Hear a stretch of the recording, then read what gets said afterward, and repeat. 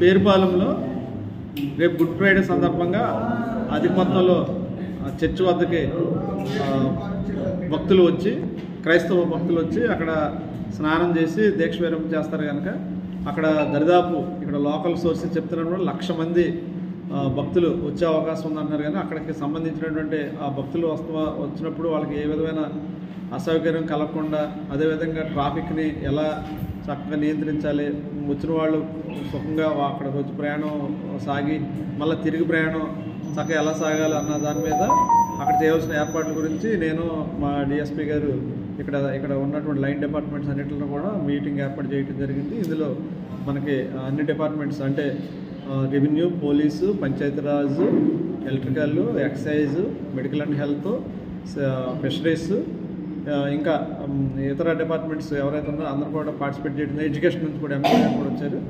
అదేవిధంగా చర్చికి సంబంధించినటువంటి ఫాదర్స్ వచ్చారు, లోకల్ ఇద్దరు సర్పంచులు కూడా రావడం జరిగింది. మరి దీనికి సంబంధించిన ఏర్పాట్లు ఏమేమి చేయాలన్నది మరి పెద్ద ఎత్తున 150 మంది పోలీసుల్ని ఇక్కడ ఏర్పాటు చేస్తున్నారు. అదేవిధంగా సీసీ కెమెరాలు, డ్రోన్ కెమెరాలు, దాంతోపాటు ట్రాఫిక్ పాయింట్స్ తర్వాత అన్నీ ఏర్పాటు చేస్తారు. అదేవిధంగా వచ్చే భక్తులకి లోన సముద్ర స్నానం చేసేటప్పుడు బార్కేడింగ్ కూడా ఏర్పాటు చేశారు. స్విమ్మర్స్ని కూడా 50 మందిని విత్ డ్రెస్